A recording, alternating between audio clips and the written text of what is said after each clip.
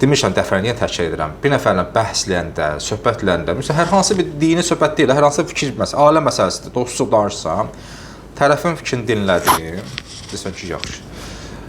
İndi mən danışım, de ki, hə, de, indi cavab ver.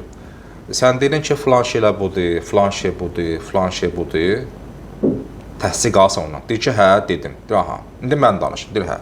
Bu qəşəng metoddur. Yəni, mümkün tərəf deyir, amma sən səhv anlayırsan, səhv anladığına görə səhv cavab verirsən, o haqlı çıxır. Deyir, yox, sən mənə cavab vermirsən, sən qaçsan söhbətdən. Mən sənə sual verdim. Biz bəzi hallarda sualı anlamırıq, tərəfin fikrini anlamırıq. Sualı anlasaq, fəhmü sual nisful cavab demişəm. Sualı anlamaq cavabın yarısı deməkdir. Cavabın yarısı var. Və sualın bilək, mövzusun bilək, tərəfə deyərsən, bu demək istəyirsən, demişəm, dərsimizi almaq olar çayla, həm də ki, cavab vermək. Deyək, hansı çay deyirsən, içməli çay mı, axar çay mı? Anlayaq, sonra. Deyir, bax, dedin ha, indi mütəhərri nə eləyir? Onun dediyin buran qaytarır. Baxın, həmişə çalışır kitabın üslubuna fikir verir, metoduna. Ona biləsiniz ki, müəllif necə belə mütəxəssisdir. Nağıl yazmaq şərt deyil. Məsələn, kitablar var, yazırlar, 99% cümlə eynidir. Adım qoyulub müəllif. Bizdə var kitaba təcviddən, baxın, 90% eyni içərisi. Müəlliflər fərqlidir. Hamısı eyni cümlədir, orada fərqli bir iki dənə sinonim fərqli, qapını bağla, qapını ört, hamısı eyni mövzulardır. Bir geniş izahlar olsun. O, ərəb-fars kitablarında olan məlumatlar burada olsun, yoxdur. Yeni nəşrlər çıxır, eyni kitablardır. Yeni nəyiniz var? Bax, odur əsas o müəlliflər. Təkrar ondan biraz oğurlayım, biraz bundan oğurlayım, deyər kitabı çıxarım, adım ilə müəllif, yox, bu yox, bu oyuncaqdır. Dediniz ki, Quranın cəmiyyəti iki qütbə, maddi və mənəvi qütbə bölməsi və bu iki qütbün bir-birinə uyğun olması sözləri düzgün deyil. Düzdür? Yəni, deyirsiniz ki, Quran baxımından kafir, müşrik, münafiq və fasiqlərin zalim və istismarçı sinifə, mömin, salih, təkallahlı və şəhidlərin isə məhrum, məzlum sinifə ad edilməsi və hər ikisinin mövqeyi materializmin əsaslarını təşkil edən bazislə uyğunlaşdırılması ağ yalandır. Quranda bu iki təbəqənin uyğunluğu deyil, uyğunsuzluğundan söz açılır. Dediniz ki, yəni bunlar nədir bu? İki qütb var, bunlar bir-birinə uyğun olması düzgün gəlmir, deyir. Sizin bu düşüncəniz səhvdir. Bunlar arasında uyğunluq deyil, uyğunsuzluqdan Quran söz açır. Yəni Allah bunları belə bölməyib. Bunu kafirli, bunu mömin, bunu zalim, bunu məzlum, bunu varlı, bunu məhrum deyir, yox. Yəni sən səhv anlamısan. Quran öz dərslərində istismarçı və hakim təbəqəyə qarşı çıxanlar olublar. Yəni,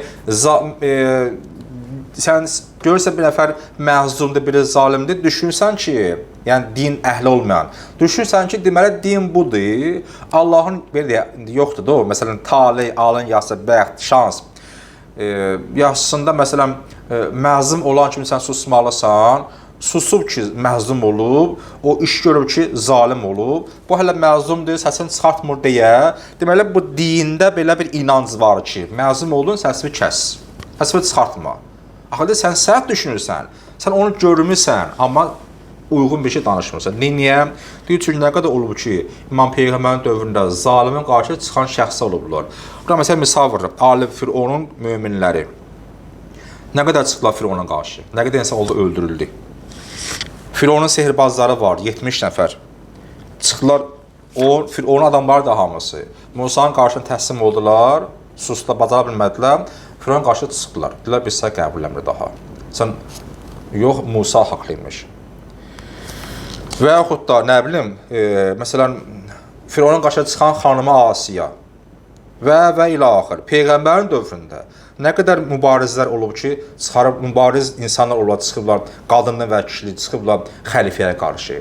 Süməyyə xanım danışır da, xanım Fatimənin mövcudundan danışmışım 2-3 cümlə, çıxmışım məsələn düşmənin qarşı və ilk Əhl-i Beytdən olmayan ilk şəhri qadın oldu. Hər bu susmaq axı dində yoxdur. Yəni belə oldusa yox, burada artıq susamaqlıq məsələsi var.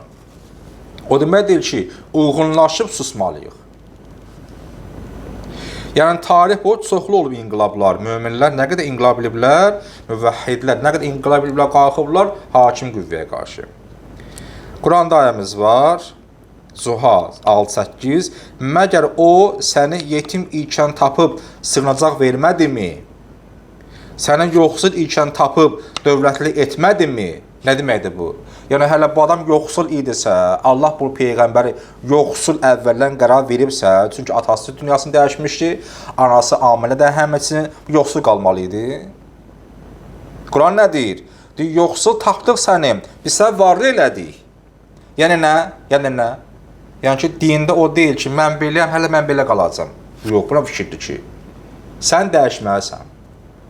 Və yaxud da, sən yetim idin, hələ yetimi sən belə qalmalısan. Biz səni təmin etmədik, biz səni sığınacaq vermədik. Bu iki ayət çox qəşəng sübutdur. Yaxşı. Və bunların hamısı mən daha oxumuram. Aşağı qədər, səhifə 58-ci eyni mövzularda qəşəng misalama tartıq gətirərəm. Oxuyun. Oxuyun və anlayın və dəftərə qeyd edin ki, sabah siz söhbətlərlə sənin qarşın dindar olmayacaq. Dindar olmayan sənə bunu söhbətləyəcək. Çünki dindar olmayan bundan sənə üstüvə gəlir ki, din ancaq insan kasıb bilir. İnsan harda? Bəs deyən peyğəmbər varlı deyildi ki. O belə adam var ki, məsələn, varlı olmaq istəmir də. Bu adam istəmir. Allah o məcburi varlı eləyəcək. Peyğəmbər varlı. Sənə kimdir peyğəmbər kasıb idi? Quranda ayə var. Biz səni kasıb gördük, biz səni varlı elədik. Peyğəmbər, Allah ki, peyğəmbər sən varlısan. Xəncən evlənin varlaşın daha da. Ticarətçi idin. Dində var ki, quru çörək yeyərsən. Peyğəmbər ticarətçi olub, öz güzarının yola verib, ailəsi olub, övladları olub. Din budur ki, quru çörək yeyir.